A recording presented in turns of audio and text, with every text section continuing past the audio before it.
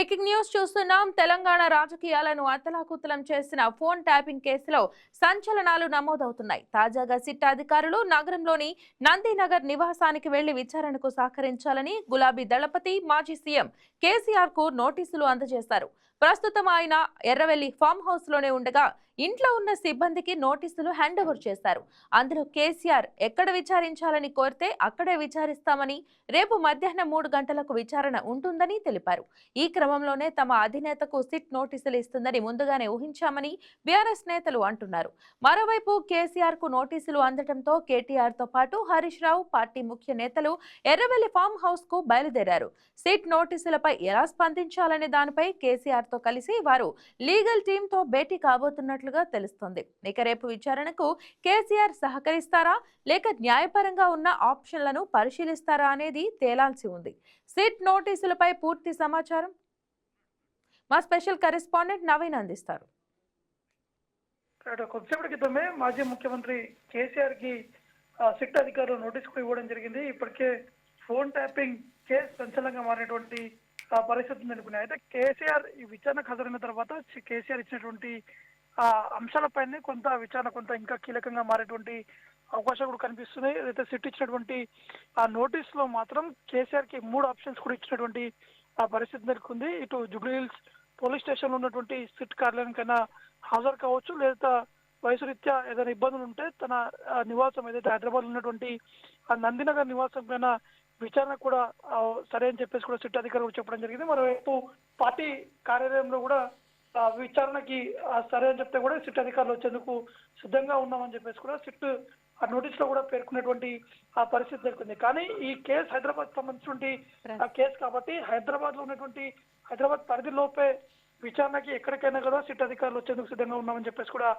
ఆ సిట్ కూడా తెలిపినటువంటి పరిస్థితి నెలకొంది. కాబట్టి సిట్ ఇచ్చినటువంటి నోటీసులపై మరి కాసేపట్లోనే కేటీఆర్, హరీష్ రావు, కేసీఆర్ ఈ ముగ్గురు భేటీ అయ్యేటువంటి అవకాశం కనిపిస్తున్నాయి. ఎక్కడ విచారణకి హాజరు అవ్వాలనే అంశాలపై కూడా వారు చర్చించేటువంటి అవకాశం కనిపిస్తున్నాయి. ఒకవేళ జూబ్లీహిల్స్ పోలీస్ స్టేషన్ కి వెళ్తే ఏ విధంగా ఉండబోతుంది, ఎందుకంటే ఒకవేళ కేసీఆర్ జూబ్లీహిల్స్ పోలీస్ స్టేషన్ కి వస్తే ఖచ్చితంగా కేసీఆర్ అటు బీఆర్ఎస్ పార్టీకి సంబంధించినటువంటి నేతలు కావచ్చు, కార్యకర్తలు అన్ని రాష్ట్రాల నుంచి రాష్ట్రంలో ఉన్నటువంటి కార్యకర్తలు కూడా పెద్ద ఎత్తున పిఎస్ కూడా వచ్చేటువంటి అవకాశం ఉన్నట్టు కూడా కొంత లా అండ్ ఆర్డర్ సంబంధించినటువంటి సమస్య కూడా లేవనెత్తేటువంటి అవకాశం ఉన్నాయని చెప్పేసి కూడా ఇటు బీఆర్ఎస్ నేతలు కూడా కొంత భావిస్తున్నటువంటి పరిస్థితి నెలకొంది. ఎందుకంటే ముఖ్యమంత్రిగా పనిచేస్తున్నటువంటి కేసీఆర్ స్వయంగా పిఎస్ కి పోలీస్ స్టేషన్ కి వెళ్ళడం ఇది సరికాదని చెప్పేసి కూడా కొంతమంది బీఆర్ఎస్ పార్టీలో ఉన్నటువంటి సీనియర్ నేతలు కూడా ఆ కేసీఆర్ కూడా చెప్పినట్టు కూడా తెలుస్తుంది. కాబట్టి మరోవైపు నందినగర్ లో ఉన్నటువంటి నివాసంలోనే ఈ యొక్క విచారణకు కూడా వారు ఓకే అని చెప్పేటువంటి అవకాశం అనేది కూడా మనకి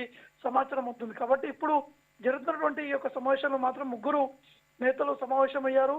దాంతో పాటు మరి కాసేపట్లోనే సీనియర్ న్యాయవాదులు ఇటు కేసీఆర్ కి మొదటి నుంచి కూడా ఇటు హైకోర్టులో కావచ్చు, సుప్రీంకోర్టులో వాదిస్తున్నటువంటి కొంతమంది సీనియర్ అడ్వకేట్స్ కూడా కేసీఆర్ నివాసానికి చేరుకున్నటువంటి అవకాశం కనిపిస్తుంది. వారిచ్చేటువంటి సలహాల ప్రకారమే కొంత ముందడుగు వేసేటువంటి అవకాశం కనిపిస్తుంది. ఎందుకంటే ఇప్పటికే సిట్ ఇటు ముగ్గురు సీనియర్ నేతలు కూడా వారు విచారణ కూడా చెప్పడం జరిగింది. ఒకవైపు కేటీఆర్, హరీష్ రావు, ఇటు సంతోష్ రావు కూడా విచారణ కూడా చేపట్టినటువంటి పరిస్థితి నెలకొంది. ఇప్పుడు కేసీఆర్ కూడా సిట్ అధికారులు విచారణ చేపడుతున్నారు. కేసీఆర్ ని విచారణ చేపట్టిన తర్వాత ఇటు కవితకి నోటీస్ ఇచ్చేటువంటి అవకాశం కూడా తెలుస్తుంది. కవిత ఇచ్చినటువంటి స్టేట్మెంట్ కూడా సిట్ అధికారులు రికార్డ్ చేసేటువంటి అవకాశం కనిపిస్తుంది. కాబట్టి వీరంతా విచారణ జరిగిన తర్వాతనే కొంత అరెస్టుల పర్వం కూడా ఉన్నటువంటి అవకాశం ఉన్నట్టు కూడా మనకి స్పష్టంగా అర్థమవుతుంది.